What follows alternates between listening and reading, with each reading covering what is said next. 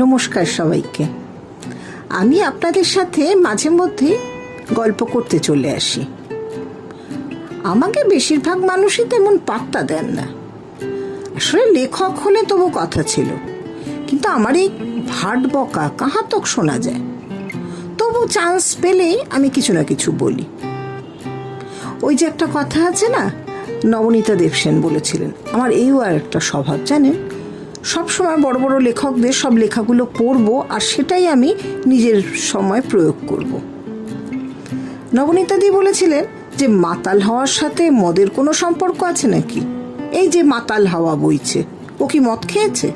যত সব। ঠিক তেমনই আমারও লেখার সাথে কি লেখক হবার দরকার আছে? এবার আমি গল্পটা শুরু করি, আর কতক্ষণ এইরকম ভূমিকা করে যাব। গল্পটার নাম ধরুন গিয়ে এই কি বলবো, নিন্দামন্দের নান্দিমুখ হতে পারে, অথবা আলো আর আলেয়া হতে পারে। যাকে বাদ দিন। এই বছরের শিব পুজো আপনারা সবাই জানেন, ওই ফেব্রুয়ারি বা মার্চ ওই সময়টা শিব পুজো হয়। আর তখন আমাদের এইখান রাজ্যে তো বেশ গরম পড়েই যায়।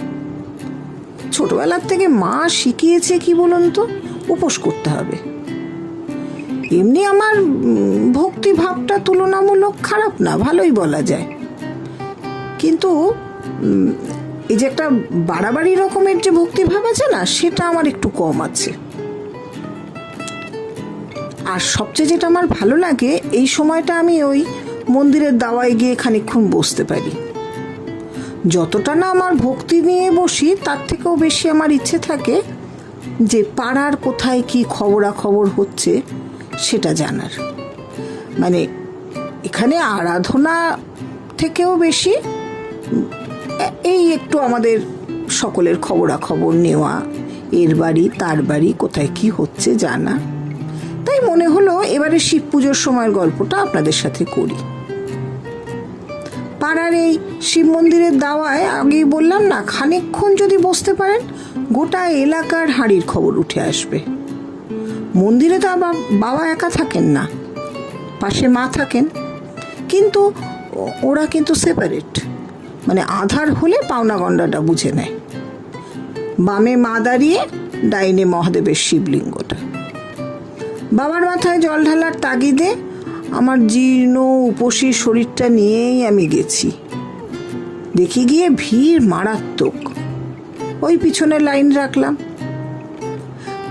বাবার কাছে একটাই সুবিধে, সময়টা হু হু করে কাটে, যে লাইন এগোচ্ছে না কি পিছোচ্ছে না। এটার থেকে ওই দ্রুত খবর আসে তো পাড়ার আনাচে কানাচে কোথায় কি হচ্ছে। এখানকার নেটওয়ার্ক খুব স্ট্রং, সব সিম কোম্পানির ঝুঁটিটা এখানে আটকে। আমি বাবার স্পর্শের অপেক্ষায় না থেকে মায়ের থানে ঢিপ করে মাথাটা একটু ফেললাম। ও মা! মাথাটা নিচু করতেই দেখি ও পাড়ার লায়লা যাচ্ছে। যাতে কোনো রকমে পালাতে না পারে, তাই বাদ বাকি প্রণামটা ডিউ রাখলাম। ছুটে এসে জিজ্ঞেস করলাম, এই এই ছুরি, সেদিন যে ছেলেটার সাথে দেখলাম, কে রে ছেলেটা? বাবা, স্মার্টফোনের মতন স্মার্ট উত্তর। ও তো আমার বর্গ কাকিমা। এই ছুরি, তোর বিয়ে হলো কবে রে? এখন কি বিয়ে হয় কাকিমা, আমরা থাকাথাকি করছি বলেই ধা চম্পট। উফ, কি সাংঘাতিক মেয়ে। বসাজ্ঞানী ইশারায় বললেন, চেপে যাও।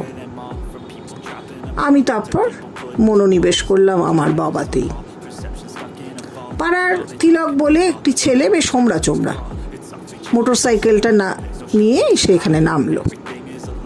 মন্দিরে ঢুকেই পূজারি বাপ্পাকে একটা ধমক। কিরে বাপ্পা, কি ব্যাপার? মা বাবা বসিয়ে দিলাম একসাথে, তাও ওনারা বসে এখানে কি কপচাচ্ছিস? কি গত মাসে কতগুলো টাকা ঢাললুম বলতো? কিছু তো হলো না। শোন, সামনেই ইলেকশন আছে আমাদের, সামনের বছরই জিতে আসতে হবে, সেই মতো পুজো চাই। হ্যাঁ রে, এত লোক লাইনে বলে আমাদের রাজ্যে কি কোনো নিয়ম নেই? সব স্ত্রীরা এইভাবে লাইনে দাঁড়িয়ে থাকবে? রূপশ্রী, শুভশ্রী সব লাইনে। শোন, ওইসব কংস টংস নয়, এখন মামা বাড়ি মানেই মামাটি মাসিটি সবাই মানুষ। পূজারীর এতক্ষণে একটু সুমতি দেখা দিল, নড়ে চড়ে বসলেন। তিলকের বক্তব্য তখনও চলছে। শোন, ভাবছি এই অমাবস্যায় জোড়া পাঠা দেবো, কিন্তু কাজ যেন হয়। তুই বলে রাখবি বাবা মা দুজনকেই, বুঝলি? চললাম। আমার দিকে তিলকের চোখ আসতেই একগাল হাসি। শাসক দলের মুখে দেখবেন সবসময় একটা জ্যোতি থাকে, একটা আশ্বাস থাকে, একটা বিশ্বাস থাকে, একটা অভয় থাকে। সে যে কোনো শাসক দল হতে পারেন। মিষ্টি করে বলল, ভালো আছেন বৌদি? দুর্বল শরীরে মিষ্টি করে বললাম, হ্যাঁ গো, মোটামুটি চলছে। বাইক মিলিয়ে গেল। আমি ওই বাবার থানে বসে তখনই প্রতিজ্ঞা করলাম, মতাদর্শে যতই অমিল থাক, এই বৌদি ডাক্তার জন্যই চুপচাপ ওকে ভোট দেবো। লায়লাটা এমন হাড়ে বজ্জাত, কাকিমা ডাকলো। কেন রে, আমি তোর কোন কালের কাকিমা? নেকাপানা একটা, বিশ্ব বজ্জাত একটা ধুমধুমার মেয়ে। না, দেবস্থানে এত গালাগালটা ঠিক না। যাই ঘরে গিয়ে আজ ওর পিন্ডি চটকাবো। তিলক যে আমার প্রতি একটু বদান্যতা দেখিয়ে গেল, পুরুত মশাইও একটু নড়ে চড়ে উঠেছে, আর আমার জল ঢালার ব্যবস্থাটা করে দিলেন শিগগিরই। জল ঢালবো কি, বাবার মাথায় তো ঘি চন্দন মাখামাখি, তবে হাত বুলিয়ে খানিকটা আরামই লাগলো। বাতি জেলে মন্দিরের এক কোণে একটু বসলুম। সামনে একজনে এসে একটা সন্দেশ দিল, যদিও সুগার, তবুও টপ করে খেয়ে ফেলল। তারপর ঢকঢক করে একটু জল খেয়ে আঁচলের গিটে বেঁধে এনেছি ওই 120 বাবা জর্দা দিয়ে একটা পান। আমার এই এক খামচি বাবা যে কি আমেজ দেয়, সারাদিন পর পানে আমেজটা আসছে। আচ্ছা, তিলককে একবার বললে হতো ভোটের দিন একটা রিক্সা পাঠাতে। ছেলেটা বড্ড ভালো গো, জিতেই চল রে তোরা ভাই, তোদের সাথে অনুপ্রেরণা আছে। কখন আস্তে আস্তে আমি মাথাটা দেয়ালে, মণ্ডপ ছেড়ে হাঁটতে হাঁটতে আসছি, হঠাৎ দেখি রাজবেশে কয়েকজন রাজপুরুষ দাঁড়িয়ে।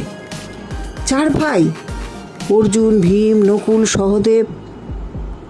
বিরক্ত যুধিষ্ঠিরের মুখটা দেখি ভেটকি মাছের মতো করে আছে। এক ব্রাহ্মণ জানালো সে এক যক্ষ, আর এই 4টে মরে গেছে, ওই যেমন আসল মহাভারতে হয়েছিল। আর ব্রাহ্মণ কি করলো, বলল যুধিষ্ঠিরকে যে আমি কটা প্রশ্ন করব, তুমি উত্তর দেবে, তবে আগের বার যে উত্তরগুলো দিয়েছিলে সেগুলো কিন্তু চলবে না, ঠিকঠাক করে উত্তর দাও। শর্ত সাপেক্ষে প্রশ্নোত্তর পর্ব শুরু হলো। যক্ষ জিজ্ঞেস করছেন, মানুষ দেবত্ব লাভ করে কি করে? যুধিষ্ঠির বললেন, কেন বাবা, ভোটে দাঁড়ানোর টিকিট পেলেই? আচ্ছা, কার পরাজয় অসম্ভব? কেন, সমস্ত সিনেমার কলাকুশলীদের। ওরা ধূমকেতুর মতো এসে ভোটে দাঁড়ায় আর সব সময় জয়ী হয়। মগজের চেয়ে দ্রুত কি? সন্দেহ। অসুস্থের বন্ধুকে? আরে বাবা, অসুস্থ সবাই, আর বন্ধু টন্ধু বুঝি না। সুখীকে? যাদের হজম শক্তি বেশি। আমার তো সবসময় আজকাল পেট গুড়গুড় করে। কি ত্যাগ করলে মনুষ্যত্ব লাভ করা যায়? আদর্শ। আচ্ছা, রসিককে? আরে রসিক বলতে হবে, আমাদের জনগণ সব বোঝে, তবু সারাক্ষণ হাসে। আদর্শ কর্ম কি? ওই শরীরটা তৈরি হওয়া মাত্রই একটা জননাঙ্গের খোঁজ। যক্ষ এবার এসে জড়িয়ে ধরলেন যুধিষ্ঠিরকে। ভাই, একটা সিগারেট দেখি, উত্তর দিলি। যুধিষ্ঠির বলল, আমি রাজ্য থেকে বরখাস্ত হয়েছি বেশ কয়েক বছর, এখন আর লাল সুতোর বিড়ি নেই, মায়া বিড়ি আছে, দেবো? দে ভাই দে, তাই দে। আগুন আছে তো? আগুন আছে, কিন্তু জ্বালানোর মানুষ নেই। জ্বলবে জ্বলবে, দেশলাইটা বার কর না। হঠাৎ হাসেন যুধিষ্ঠির, বললেন, আপনারা বিদ্বজ্জন, আপনারা বললে নিশ্চয়ই দেশলাই জ্বলবে, ভরসাপূর্তি উৎসব হবে তো। যুধিষ্ঠিরের উত্তর শুনে যক্ষ খুবই সন্তুষ্ট এবং বললেন, যা, ওদের নিয়ে যা, আমি এবার পাঞ্চালির কাছে যাব। যুধিষ্ঠির তো অবাক, না না না না না, আমি আর ওদের ফেরত নেব না, এবার এমনি এসেছিলাম, দেখতে এসেছিলাম। আমি একটা ফ্ল্যাট বুক করেছি, তাছাড়া আমি ভেবেছি কুরুক্ষেত্রের যুদ্ধফুদ্ধ কিচ্ছু আমি করব না।